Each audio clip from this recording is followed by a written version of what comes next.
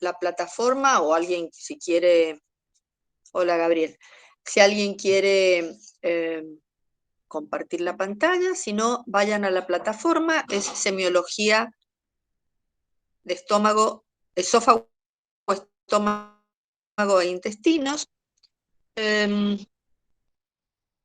Voy a esperar hasta las 5 para ver si alguien se acopla. ¿Eh? Si se acopla más gente, me refiero. Pero bueno, ya está, en honor a los que llegaron temprano. Se sumaron temprano. Bien, ustedes saben que semiología es el estudio de los signos y síntomas que se investigan con un interrogatorio, con un examen físico, para llegar a un diagnóstico. El tubo digestivo comparte montones de signos y síntomas que son en realidad compartidos con otros, valga la redundancia, otros aparatos y sistemas, como por ejemplo el vómito, que puede ser por cualquier otra índole. Entonces, dolor abdominal, referido, irradiado, diarrea, por ejemplo, medicamentos, angina. Entonces, es muy, muy complejo. Tenemos que ser muy astutos cuando interrogamos al paciente, cuando decidimos hacer un examen físico, porque en realidad el abdomen, si bien no es mudo, habla bastante en el examen físico, tiene sus cosas. De hecho, por ejemplo, una apendicitis aguda muchas veces pasa de alto hasta por 3 o 4 cirujanos. ¿Eh? Tiene que ser como bastante avesado. Aparte hay muchas posiciones del apéndice, entonces confunde. ¿Qué síntomas se deben investigar en el aparato digestivo? Perdón. Bueno, la aparición de eructos, de pirosis, regurgitación, disfagia, vómitos, sangrado, dispepsia, que es esa sensación de plenitud, dolor abdominal, distensión abdominal, por meteorismo, por ejemplo, diarrea, constipación, tenesmo, montones de síntomas perdón. En cuanto al esófago, sabemos que es un conducto musculomembranoso que va de la faringe al estómago y va recubierto por una mucosa y en él se lleva a cabo el tercer tiempo de la deglución. El esófago es una estructura que forma parte del aparato digestivo y que en realidad chilla bastante, muchas veces precozmente, otras veces tardíamente. En los estrechamientos se pueden detener, como ustedes ven en la imagen, en el estrechamiento cricotiroideo, en el aórtico bronquial y en el diafragmático, se pueden detener algunos cuerpos extraños que los individuos pueden deglutir sin querer. Sabemos que tiene un esfínter superior, un esfínter inferior. Bien. ¿Qué es el síndrome esofágico? En realidad, tenemos, por ejemplo, dentro de lo que se llama esofagopatía, que es un término que se utiliza fundamentalmente para reunir a un grupo, que es la estenótica, aparece la disfagia. La disfagia es un síntoma que en realidad es el de mayor valor, porque significa dificultad para tragar. Es un síntoma guión y puede aparecer en general en muchísimas patologías, inclusive funcionales. Puede faltar cuando hay divertículos por tracción y cuando hay varices esofágicas. La regurgitación puede tener diferentes formas de presentación, por ejemplo, uno puede sentir pirosis, que es ardor o quemazón retroesternal, que va hacia arriba, de abajo hacia arriba, pituitas, que es salivación excesiva, Dolor como espasmo esofágico difuso. Puede también estar dentro de los síntomas importantes la hemorragia, ya sea la hematemesis, que es un signo de daño hemorrágico del tubo digestivo superior, de la boca al ángulo de Treitz. Bien, la cialorrea, no, yo dije cialorrea dentro del otro, no, la cialorrea es un síntoma aparte, pero también muchas veces en los pacientes con regurgitaciones pueden tener cialorrea. De hecho tienen, y muchos pacientes tienen como un tic permanentemente deglutiendo esa saliva. La tos puede ser secundario a la regurgitación nocturna. Es raro que la regurgitación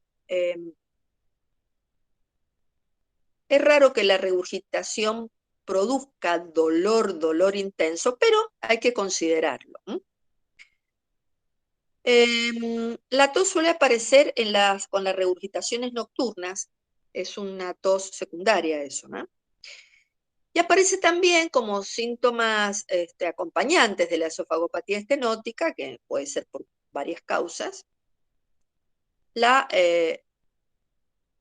disminución del peso, de la ingesta, hasta estados de desnutrición.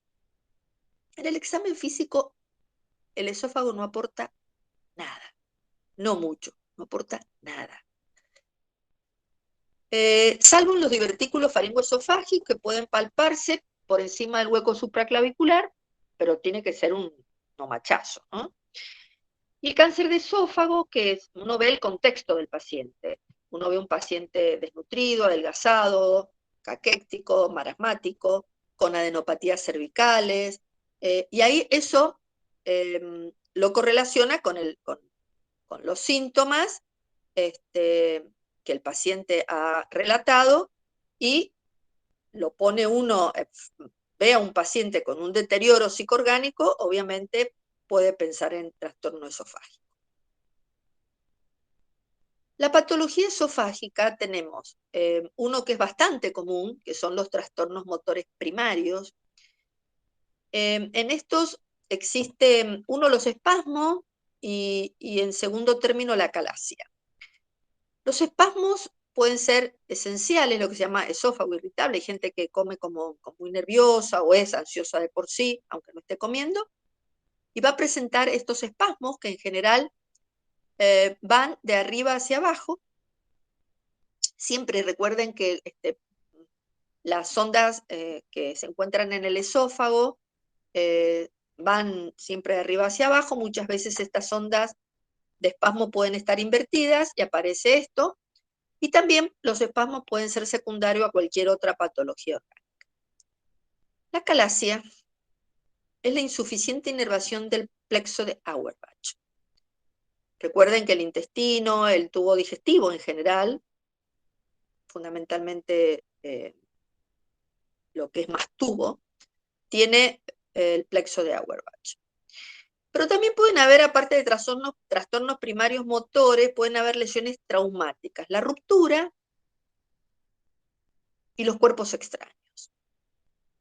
¿Cómo se ocasiona la ruptura? Y hay veces que, por ejemplo, en una hemorragia digestiva se ha puesto un balón de Blackmore y el balón se ha insuflado demasiado, puede romperse el esófago.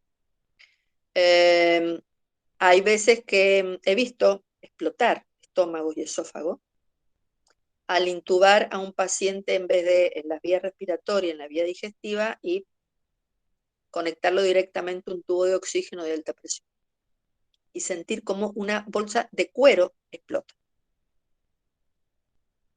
Bien, los cuerpos extraños es súper común, ya sean fracciones de prótesis, los niños que se tragan lo que se les ocurra, y bueno, y todas cosas que pueda ser llevada a la boca, inclusive huesos de pollo, de lo que fuere. Pero también tenemos otras afecciones esofágicas que no son ni espasmódicas, no son motoras ni son traumáticas, sino que entran dentro de lo que sería otros, que encontramos, por ejemplo, la esofagitis. Hay mucha gente que se intenta suicidar tomando sustancias cáusticas y otros en forma accidental. También infecciones o por reflujo gástrico aparecen trastornos en esófago. Con respecto a la ruptura, también cuando se hace la mediastinoscopía se puede a veces lacerar el esófago. Bien, la esclerodermia provoca una disfagia baja. La esclerodermia es una enfermedad autoinmune caracterizada fundamentalmente por compromiso de piel y celular. Y en realidad, secundariamente puede provocar trastornos orgánicos.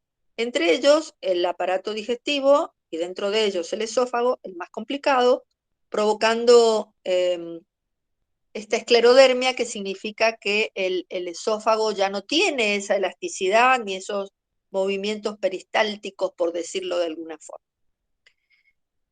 Úlceras que terminales por el epitelio semejante a estómago, generalmente úlceras de Barrett, bien, y también por úlceras de Barrett y también por reflujo. Los tumores, el cáncer de esófago, tercio superior, medio o inferior. Las varices en su tercio inferior por hipertensión portal, muy común en los cirróticos. Los divertículos de Zenker, a nivel epifrénico. Las distopías, que son desplazamientos que se provocan por la aparición de alguna masa, entre ellas el bocio, algunos pacientes que conservan el timo. Tumores de mediastino, aneurismas de aorta, pericarditis, la hernia yatal también. Muy bien, pero ya les digo, el esófago tiene muchísima patología, pero en sí, en el examen físico, para el examen físico no aporta absolutamente nada, excepto si miramos el resto del paciente, ¿no? ¿Cuáles son los síntomas esofágicos de alarma? La disfagia. Es esa dificultad para deglutir líquidos o sólidos de modo transitorio o permanente. Cuando en los pacientes con ACV tienen dificultad para tragar es porque se altera el reflejo deglutorio, o sea, está abolido. No es disfagia. Bien. Cuando hay odinofagia, no es dolor de oído y garganta, es dolor en la deglución. Y las causas, el dolor segundos después de iniciada, se llama esofagodínea, de iniciada la deglución, se supone, ¿no? Las causas pueden ser por compromiso o estrechamiento intrínseco, por compresiones extrínsecas o por una disfagia funcional o motora. Bien. Entonces, cuando nosotros empezamos a interrogar en disfagia, debemos ser muy minuciosos, porque los pacientes a veces confunden la altura, no saben si es a los líquidos, a los semisólidos, es bastante complejo. Tampoco yo le voy a decir, bueno, probemos para saber cuál es a qué tiene dificultad para deglutir. En qué momento tiene disfagia. La forma de comienzo es importante, saber si es insidiosa, si es intermitente, caprichosa o episódica. Eso nos va a hablar más que nada de patología funcional u orgánica. Si es a sólidos, en general, la causa siempre suele ser orgánica. En cambio, para líquidos, en general, puede ser funcional o paradojal. Y existen otras manifestaciones clínicas asociadas, que es, por ejemplo, si el paciente recurre a alguna maniobra para poder deglutir. Hay pacientes que dicen, no puedo deglutir directamente. No puedo. Y se ayudan comprimiendo el cartílago cricoide. Bien. Si hablamos de la disfagia alta orofaríngea, en realidad se localiza en el esófago fundamentalmente cervical. Puede haber reflujo nasal Y generalmente hay arcadas y acceso de tos con sensación de asfixia. Las causas, muchas son neurológicas, otros cuerpos extraños, polimiositis, divertículos, etc. La disfagia mediana aparece pocos segundos después de deglutir. A nivel del esternón, las causas suelen ser el cáncer de esófago, la estrechez cicatrizal, secundaria a lo mejor a alguna intervención o alguna patología, compresiones extrínsecas, como ser, por ejemplo, ganglios, tumores mediastínicos. Vení, Nala, vení. Esofagitis, la esclerodermia de la que hablamos recién, y cuerpos extraños. Esperen un segundo.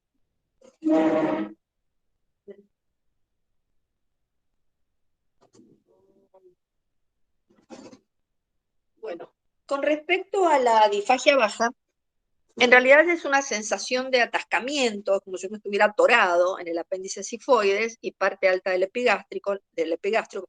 La mayoría de las causas suele ser un cáncer de esófago o una úlcera esofágica, una úlcera de Barrett, una hernia de hiato, divertículo epifrénico, esofagitis crónica baja, cuerpos extraños que llegan hasta esa zona. Bien. En cuanto al reflujo gastroesofágico, el ERGE, enfermedad por reflujo gastroesofágico, es cuando reingresa el contenido gástrico al esófago. Aparecen síntomas y signos guiones como es la pirosis y la regurgitación. La pirosis es una sensación de ardor quemante, retroesternal, que asciende a lo largo del esófago hasta el cuello. Se agrava con algunos medicamentos y con algunos alimentos.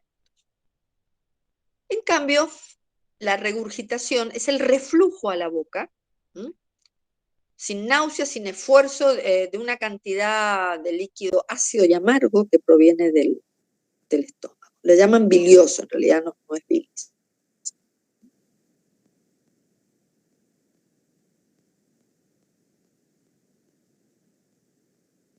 La bilis desemboca en la segunda para comer, generalmente.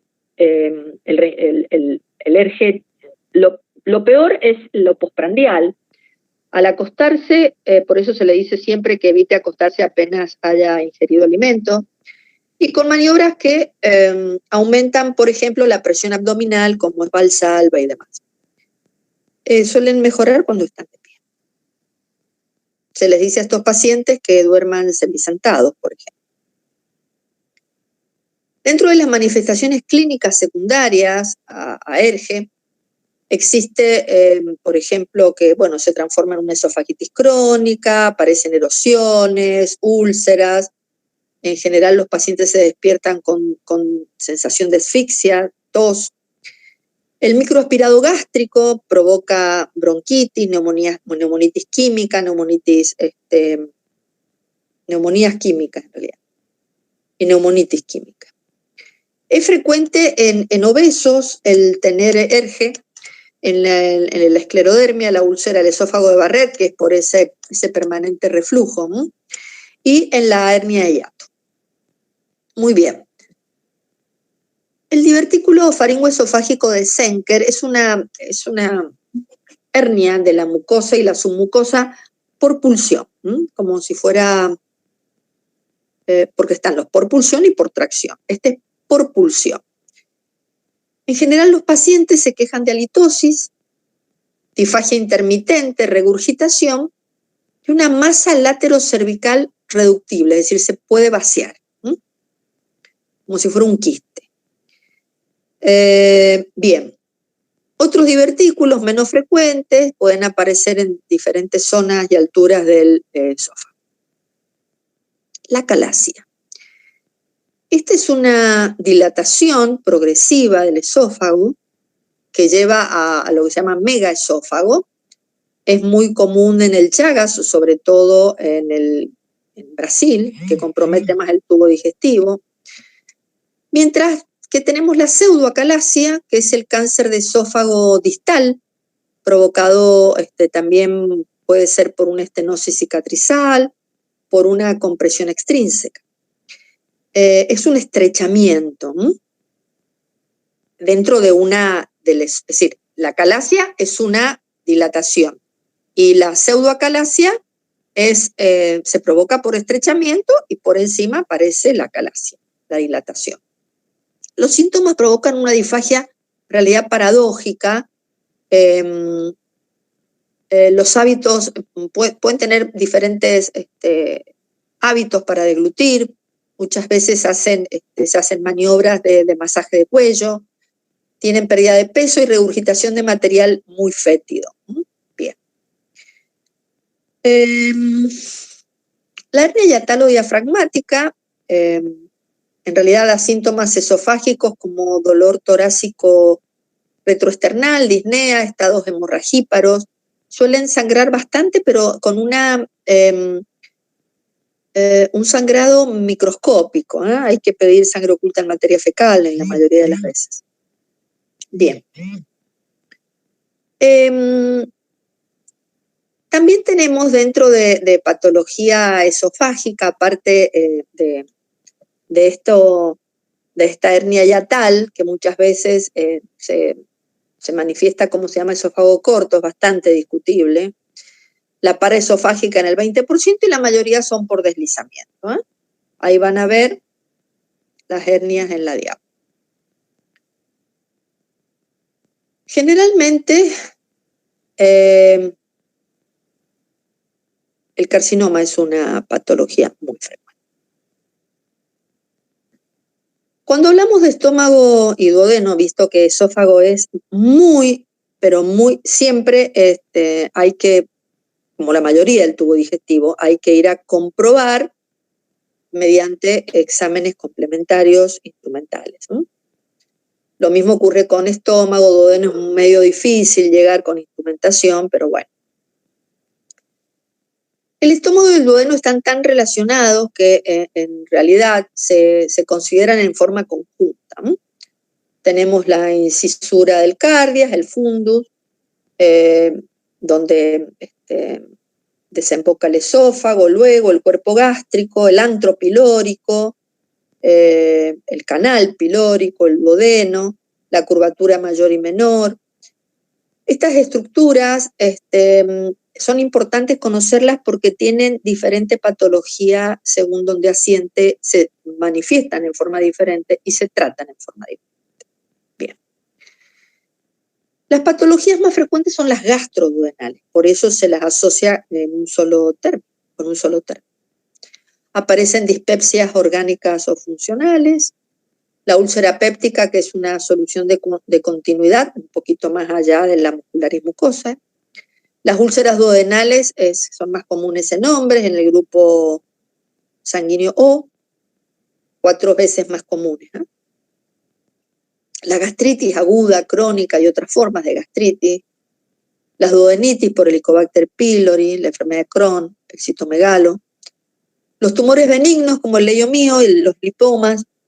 Los tumores malignos, el cáncer gástrico, es la 4ª causa de muerte por tumores, más frecuente en el hombre que en la mujer.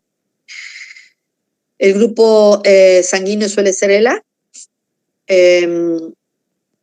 Y en realidad, cuando hacen cáncer gástrico, de los que suelen hacer cáncer gástrico temprano. Y una excelente sobrevida. También pueden tener linfomas o metástasis. Aquí, el cáncer gástrico muchas veces, antes que el paciente deje de poder, que alguna masa sea tan invasiva que impida que llegue el contenido alimentario y transcurra hasta el cardias, hasta el píloro, perdón, lo que se hace es colocar un stent en todo lo que es esófago y una parte de estómago, dependiendo, ¿no? Lo mismo ocurre en cáncer de esófago, se coloca un stent.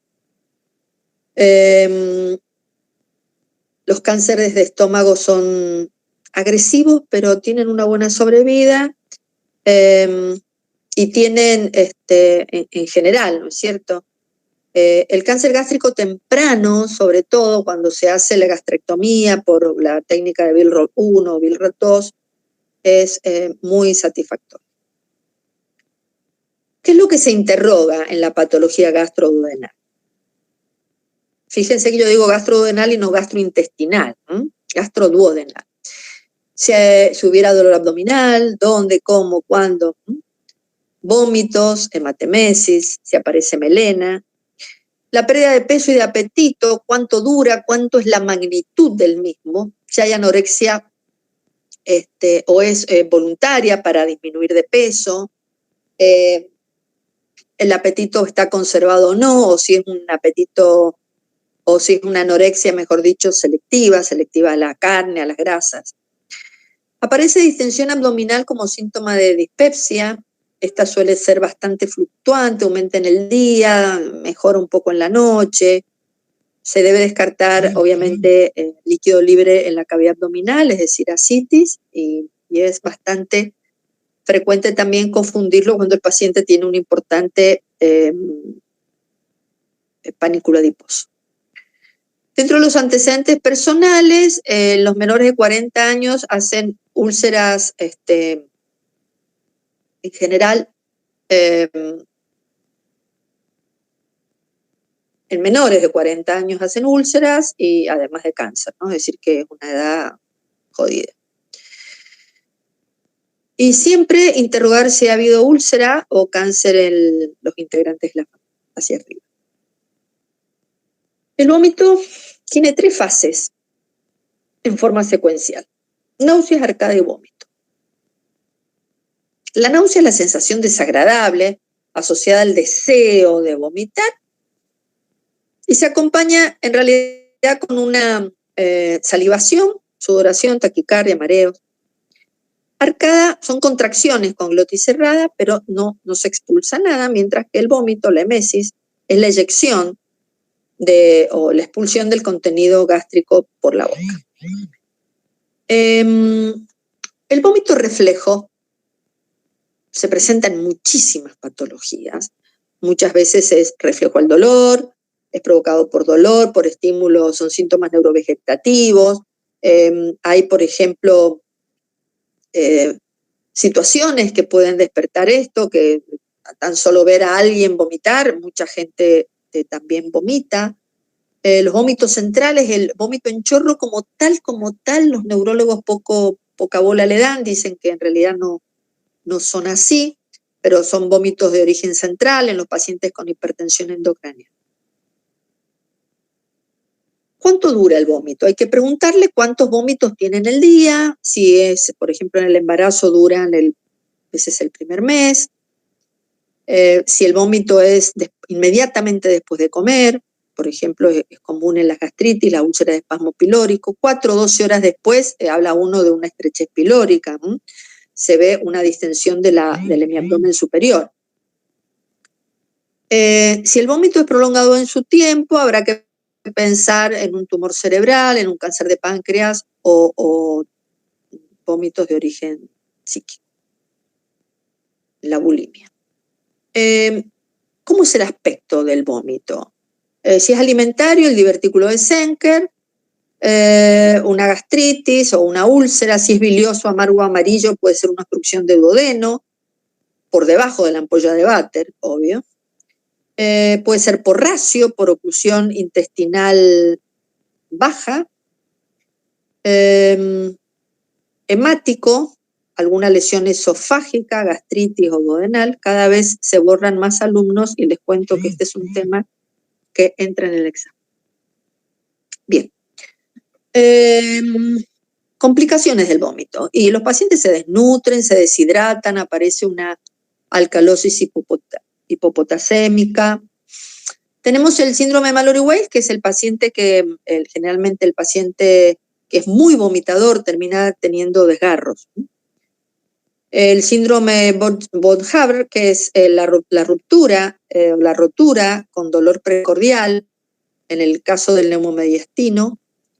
Lesiones purpúricas en la cara, los pacientes que vomitan mucho, con mucho esfuerzo, se ve mucho en las embarazadas. Y la broncoaspiración por neumonitis, como consecuencia de la neumonitis química. En realidad, la hemorragia digestiva es cuando el paciente elimina vómito con sangre, o heces de aspecto alquitranado o sangre fresca en la materia fecal. Se llama alta cuando es por encima del ángulo de Treitz, baja por debajo. La hematemesis es el vómito de sangre y en general uno que le pregunta al paciente para no confundirse con una hemoptisis. Le pregunta si ha tenido, por ejemplo, si ha tenido náuseas o tos antes del episodio. O si el vómito o lo que le salió por la boca tiene sangre roja, fresca, rutilante, agriada, con burbujas, o si tiene restos alimentarios. Y uno ahí seguía.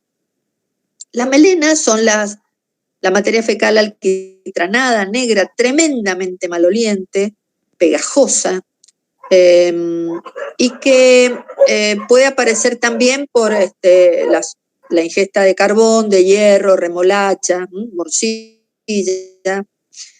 y puede dar heces muy oscuras, pero la melena es muy típica. Bien, en cambio, la hemorragia digestiva baja, ay, esperen, chicas, esperen un segundo. Me entró una llamada. Qué macana. Ahí está, bueno, ya está.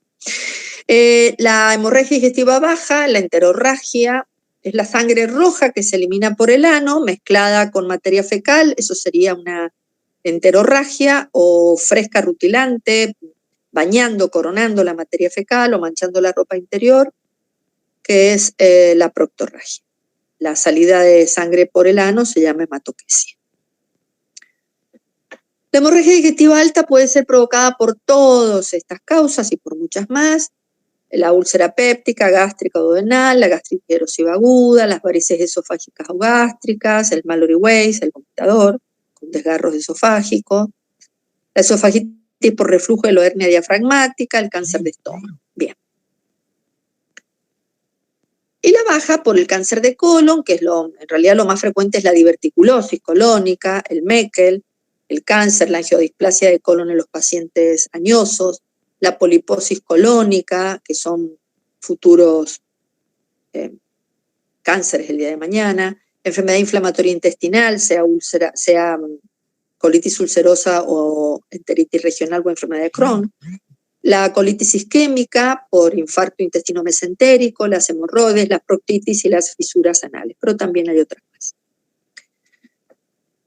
¿Cómo saber sobre la gravedad de la hemorragia? En realidad, no se puede dejar de tomar la presión arterial, la frecuencia cardíaca, en el momento en que el paciente se sienta. Ver si tiene ortostatismo. ¿Qué es el ortostatismo? Es esa sensación de aceleración, taquicardia, mareo, con disminución de la tensión arterial cuando el paciente se quiere incorporar. En esos casos, cuando hay ortostatismo, los pacientes deben ser transfundidos, si no, no, por más anemia que tengan. En general, esto indica pérdidas agudas. El 10% por lo menos del volumen sanguíneo, el 10% del volumen sanguíneo, perdón, no suele dar síntomas, tiene que haber mayor pérdida de sangre. Se debe tomar la presión, la frecuencia, acostado y luego incorporándolo para ver si tiene justamente esos cambios. Suele subir 20 pulsaciones y bajar 15 milímetros la presión. Generalmente uno ahí calcula que ha perdido 1,5 litros de sangre. El 30% de la pérdida indica una anemia aguda, el 40% un shock hipovolémico. Se debe buscar sangre oculta en materia fecal, las pérdidas crónicas, por ejemplo, como la gastritis erosiva por antiinflamatorios, no esteroideos, la hernia hiatal, el carcinoma de colon, llevan a una anemia crónica, conduce a astenia, sangre oculta en materia fecal positiva y generalmente, en general, se pide así, sangre oculta en materia fecal, no es la sangre que mancha el guante con el tacto, en el tacto. El dolor abdominal hay que dejar que el paciente lo describa, porque si no uno lo induce demasiado. Y luego que el paciente lo ha descrito, uno empieza a indagar sobre el sitio principal, la propagación, la irradiación, si es cólico, si es en puntada, si es constante, la severidad, la duración, cuánto tiempo dura, si es intermitente, la periodicidad y la frecuencia, si tiene alguna posición o algún medicamento que lo atenúe o que lo agrave, y si existen fenómenos asociados con la aparición del dolor. Hay gente que es muy tolerante y hay otra que es el mínimo dolor, ya tiene sintomatología general. En realidad, el dolor epigástrico siempre es en el centro del epigastrio, puede ser gástrico o duodenal. Sepamos también, recordemos que el infarto de miocardio, de cara diafragmática y la pleuritis pueden provocar dolor epigástrico. El dolor pancreático es en cinturón o en hemicinturón, más hacia la izquierda. El hepatobiliar irradia a la escápula y al hombro derecho. El dolor gástrico y duodenal se localiza en el epigastrio y en general no tiene una irradiación. El dolor en intestino delgado es bien periumbilical. El dolor colónico viene en el marco. El dolor en el hilo terminal es subumbilical, el dolor de colon es en todo el marco, más en hipogastrio, y el dolor rectal se irradia a la zona sacra. Aparece, es decir, se manifiesta en esa zona. Luego, el resto del intestino delgado, tenemos el yeyuno, el ilion y el intestino grueso con sus 3 porciones. En realidad son 5 porciones, porque es el ascendente, el transverso, el descendente, el sigmoides, el recto y el ano. ¿Qué patologías pueden asentar en estas partes de intestino y de colon? Y bueno, enfermedad inflamatoria como el Crohn, la colitis ulcerosa, el Crohn es la enteritis regional, la enfermedad celíaca, tumores benignos y malignos, los divertículos, pólipos, angiodisplasias. El meteorismo en estómago y colon, en general cuando es alto, se llama aerofagia, cuando es bajo es el meteorismo. Y la etiología puede ser por exceso en la formación, porque hay pacientes que tienen mucha aerofagia, fermentaciones gástricas, sufren de dispepsia intestinal fermentativa y en menor grado putrefactiva. Generalmente lo más común es que los pacientes muy constipados tengan. La insuficiente eliminación puede ser, esa es la por exceso de formación de aire, ¿no es cierto? La insuficiente eliminación puede ser por el abuso de purgantes, la enteritis, el tifoide que se le llamaba, es una forma de manifestarlo, de decirlo, la pérdida del tono muscular, neuropatías, embarazo, cirrosis hepática, insuficiencia cardíaca congestiva, neumonía. Todo eso puede producir una insuficiente eliminación. Bien, la sintomatología provoca un abombamiento, es muy común en las personas en el momento postprandial y que se quejan de esto, consultan y no hay vuelta, por más antidispépticos que se dan o medicamentos para el meteorismo, es muy difícil a veces contrarrestarlo. Es timpánico a la percusión o hipertimpánico. Existe esa sensación de hinchazón, de sensación de plenitud, de acabar de comer y te van a lo mejor horas. Dan dolores en el abdomen, disnea postprandial. Pueden aparecer dolores anginosos, palpitaciones. Cuando eliminan el aire, ya sea por boca o por ano, sienten alivio. Cuando hay meteorismo obstructivo, eso se llama ilio. Generalmente hay silencio sepulcral. Bien. La diarrea es el aumento del volumen de agua en la materia fecal, más de unos 250 mililitros por día, o aumento en la frecuencia. En general suelen asociarse. Están las diarreas osmóticas, que es por disminución o por déficit de lactasa o por mala absorción. Las diarreas secretoras por toxinas, la típica diarrea del viajero. La diarrea por alteración de la motilidad, como es el colon irritable, el uso de algunas drogas, sobre todo los antidepresivos. Algunos suelen provocar diarrea y la gran mayoría constipación. Diarrea por combinación de mecanismos, como es la colitis ulcerosa. Se debe interrogar fundamentalmente la forma de comienzo de esta diarrea, si fue brusca, lenta, el número de posiciones, las características, si tiene sangre, moco, pus, grasa, si se pegotea en el inodoro, si aparecen síntomas asociados, si hay antecedentes de viajes o alguna epidemiología importante de contacto con otros pacientes, el uso de fármacos como muchos antibióticos, sobre todo el clavulánico más que nada, el uso abusivo a veces de laxantes. Mientras que la constipación es la evacuación de heces duras, infrecuentes, con esfuerzo y que provoca muchísimo malestar. Los pacientes, sobre todo los pacientes mayores y con constipación pertinaz, la llamada diaria de típica que no pueden evacuar.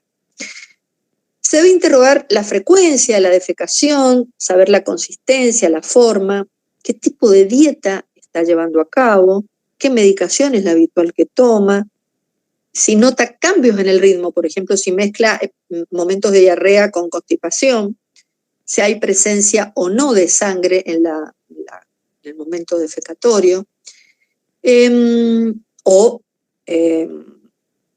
el momento defecatorio, obviamente. En realidad, la constipación es un síntoma de tremenda consulta, igual que el meteorito.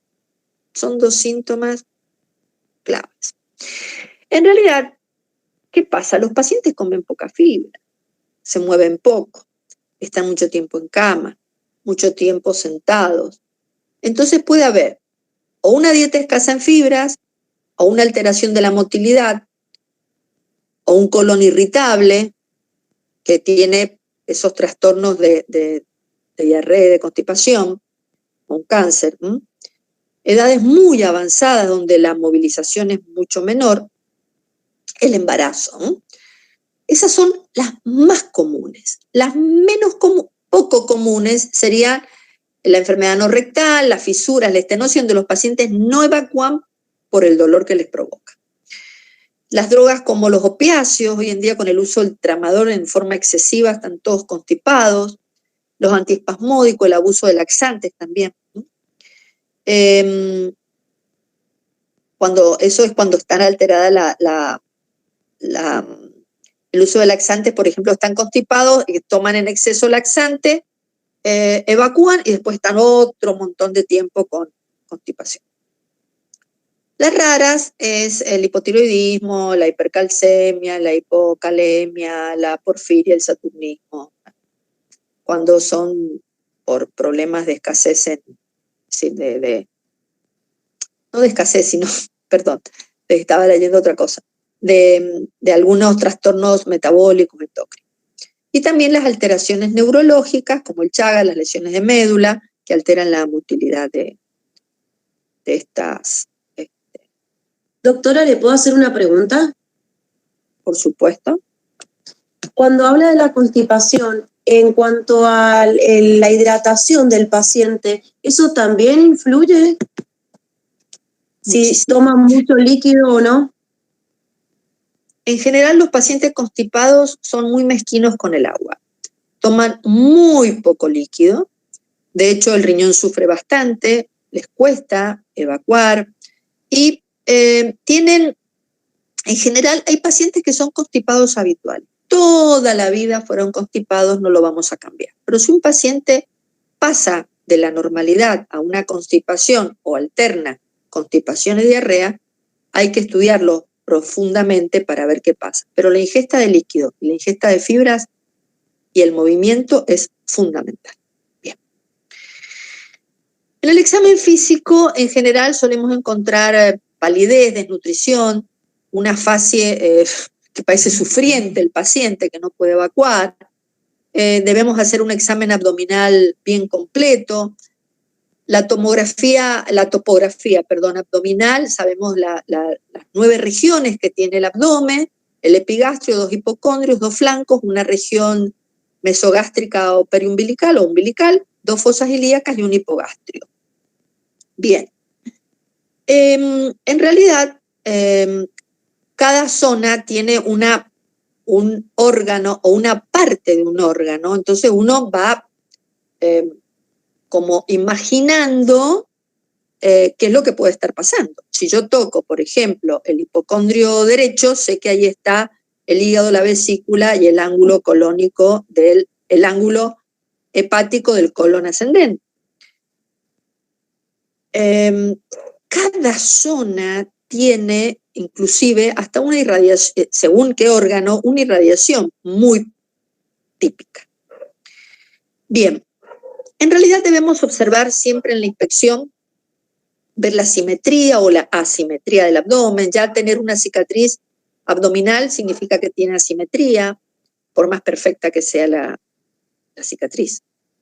El tipo de respiración, si es abdominal, tóraco-abdominal, las alteraciones de la piel, si hay circulación colateral, si hay nebus rubíes, si existe alguna lesión que nos llame la atención, ¿no?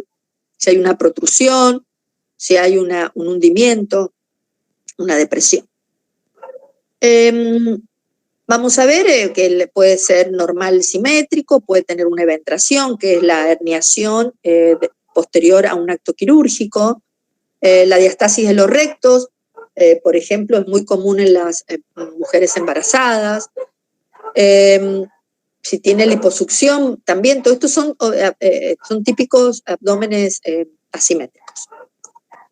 El tipo de respiración, que puede ser torácica, cómo se moviliza el diafragma, cómo el abdomen protruye o se deprime en la inspiración abdominal. La piel, podemos encontrar lesiones propias de piel o secundarias, enfermedades propias de la piel o sistémicas, por ejemplo, celulitis. Celulitis no es la celulitis, sino que es la celulitis que nosotros llamamos, que es cosmetológica, se llama paniculitis. La celulitis es una infección. Estrías que pueden ser rojovinosas, por ejemplo, son rojas cuando son viejas, son nuevas, son blanco nacaradas cuando son viejas y son de tipo rojovinosas cuando son por Cushing. Si existen cicatrices, si hay pitiriasis versicolor.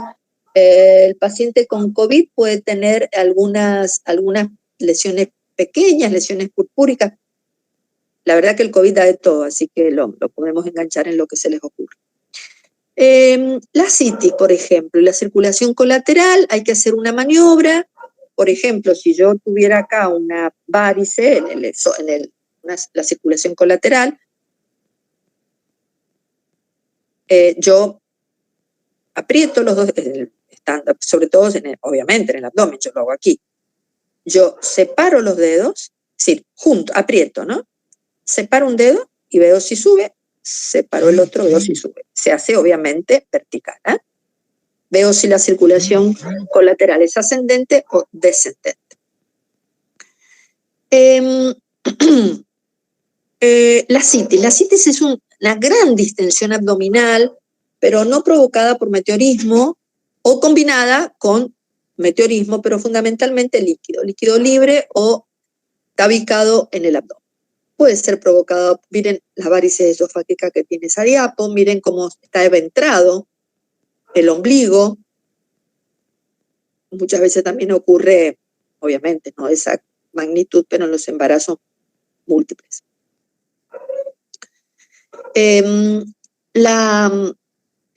También la línea alba, la línea parda. Ven acá que la citis es una manifestación que puede aparecer en la insuficiencia cardíaca derecha, en la hipertensión portal, en el síndrome ascítico edematoso del paciente nefrótico. Es bastante hígado, corazón, riñón e hígado. Bien. los tumores, el tumor de ovario, ¿no? Con el típico síndrome de Meigs que tiene ascitis y derrame pleural. Comenzamos la palpación ahí la ascitis la hemos visto nada más, la hemos mirado. Presumimos que es así, no estamos seguros.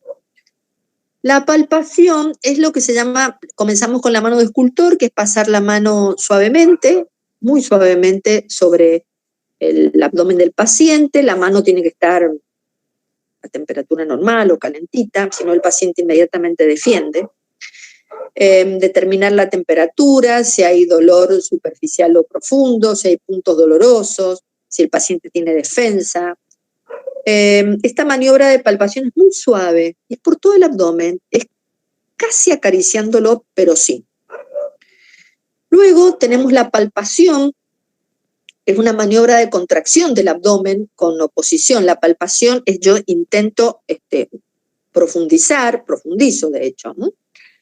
El tema es que sirve para determinar lesiones superficiales, por ejemplo, de la pared o hernias, y diferenciarlos de las masas viscerales profundas. El paciente debe estar sin almohada, en general nosotros habitualmente no se la sacamos, del decúbito dorsal, los brazos al costado de la cama, del cuerpo, perdón.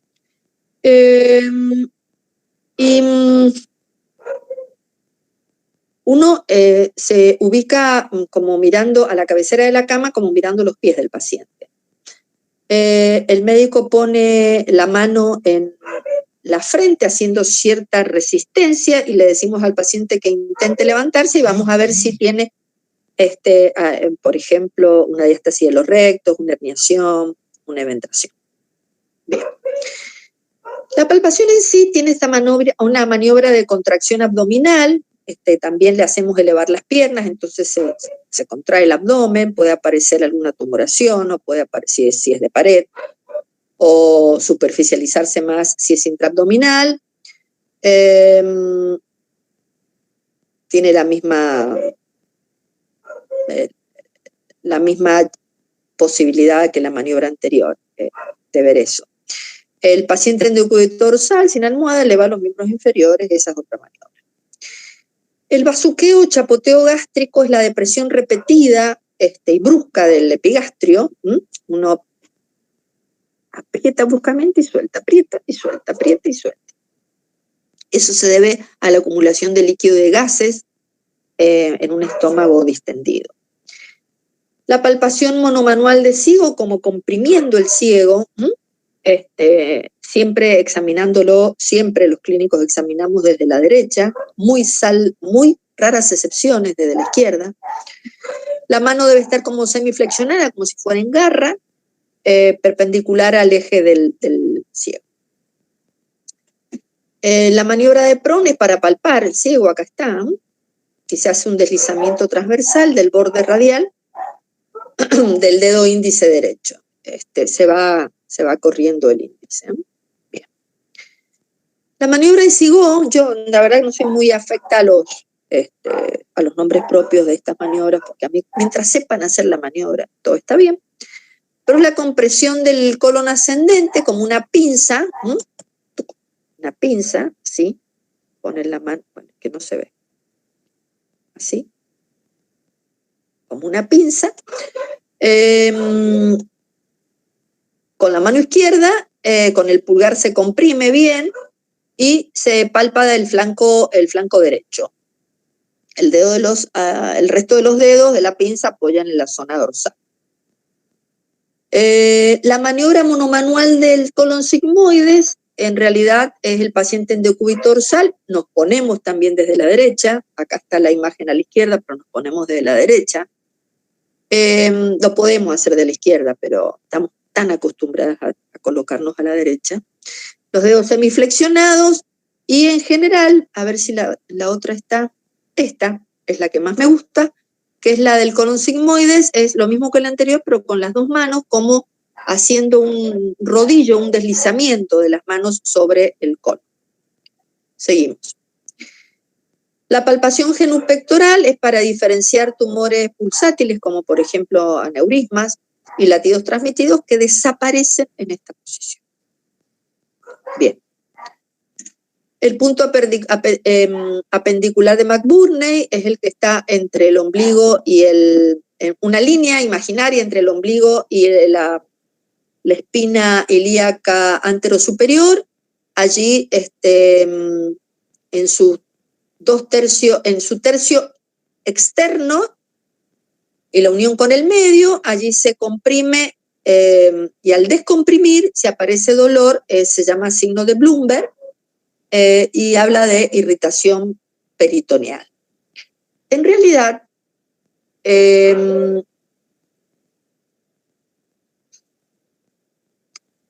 signo de Bloomberg es otra cosa. El signo de Bloomberg es cuando yo comprimo fuerte, comprimo y suelto en todo el abdomen.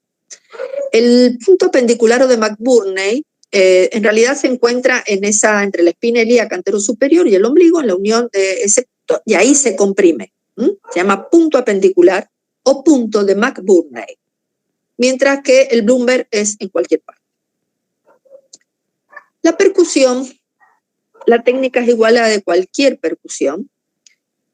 Tiene un sonido claro, menos en el hipocondrio derecho, a veces por la matidez hepática, y en el izquierdo por el espacio de trauma. Yo el estómago no lo percuto nunca, no baso un diagnóstico en la percusión gástrica, creo que es, igual lo voy a terminar estudiando, no sé si el paciente ha comido o no ha comido, como si tiene retardo evacuatorio, no es demasiado interesante. La percusión que permite reconocer el tamaño del hígado y del vaso, porque yo puedo tocar la parte inferior o el polo inferior de uno y de otro y resulta que a lo mejor está tosado, no está agrandado. Entonces al percutir tomo la altura percutoria. Y en el vaso voy a ver si ha excedido la línea axilar anterior. Delimitar tumores, decidir si una distensión es causada por gases o por líquido, en ese caso la citis. La citis siempre se percute en forma radiada, desde la cicatriz umbilical, en forma radiada hacia abajo, y se describe una curva de concavidad superior, que hacia arriba es aire y hacia abajo es líquido, y esa zona, es decir, yo percuto y es timpánico, timpánico, mate, timpánico, timpánico, timpánico, mate, y así, se describe esa curva. Cuando esa curva está invertida y es mujer, puede ser un embarazo, y cuando está invertida de hombre y mujer, puede ser un globo vesical. Bien. La técnica es con un dedo, no es con dos, con el dedo medio. Hay quienes percuten con el dedo índice, mientras percutan no hay drama. Esta es la percusión correcta para la citis, la radiada, como está en la diapo. La ocultación del abdomen, muchos dicen que se hace antes de la palpación para evitar cambios. Es lo mismo, antes o después no afecta. Determinar si hay ruidos abdominales, clapoteo, silencio abdominal, ruidos de lucha, latidos anómalos. Hay veces se puede ocultar un soplo a nivel renal, de la arteria renal. El tacto rectal es el examen digital del recto, se debe hacer siempre que se justifique. Porque si entró por angina, a mí no me toca. Si el paciente tiene algún trastorno intestinal, bueno, un problema prostático, bueno, si no, pero por ejemplo en los pacientes con constipación, siempre hay que hacer el tacto rectal para ver si la ampolla está llena, está vacía, o si lo pueden romper al bolo. El examen del tacto rectal se utiliza en las afecciones abdominales, y de esa forma se encuentran restos de sangrado. Se sabe al moverse si provoca peso sacrociego, si está al revés escrito. Si hay alteración de diarrea y constipación, esto uno tiene que pensar en un cáncer de colon. Las pelvianas, tocando el fondo de saco de Douglas, ocupado por una colección o por algo sólido o líquido, o tumoral, tumores de útero, de anexos. Y la próstata, a los mayores de 45 años hay que parar. Y después, antes haber pedido el antígeno prostático, que no sirve demasiado, pero excepto si da alto. Bien, la técnica correcta del tacto es cualquiera de las dos, posición lateral izquierda. Si uno pone, ven la primera es totalmente erróneo, ¿eh? No se pone, no se introduce así, sino que se apoya como si fuera beso sobre el ano. Eso provoca un acostumbramiento y el ano se relaja y uno puede introducir. Y si no, la posición genupectoral. A veces los hacemos directamente con pacientes de cúbito dorsal, separando las dos piernas flexionadas y se palpa el recto. Se hace el tacto rectal. Bien, como verán, esto fue un poco largo, pero digestivo es, hay tanto para hablar, hay tanto para saber. Bueno, así que acabamos de concluir. ¿Preguntas?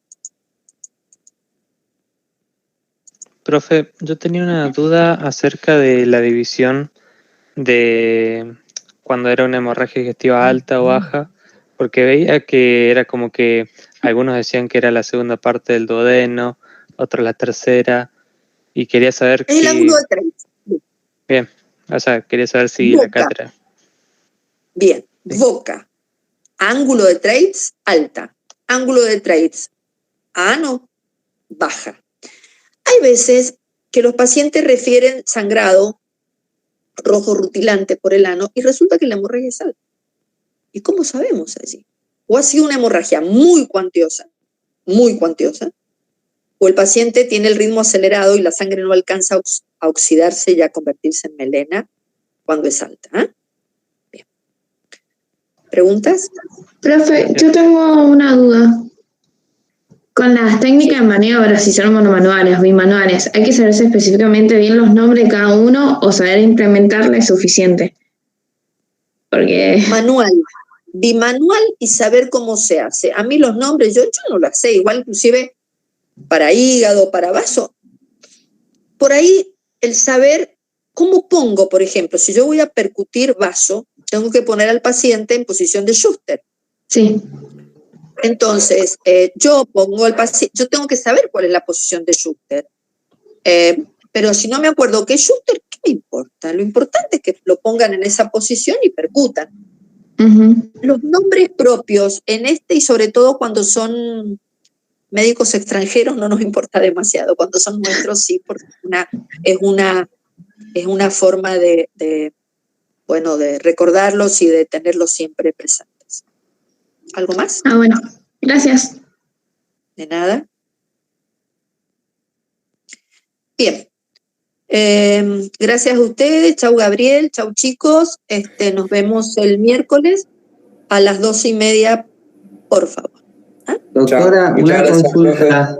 En la clase. Chau chicos. Hasta luego. Doctora, una consulta.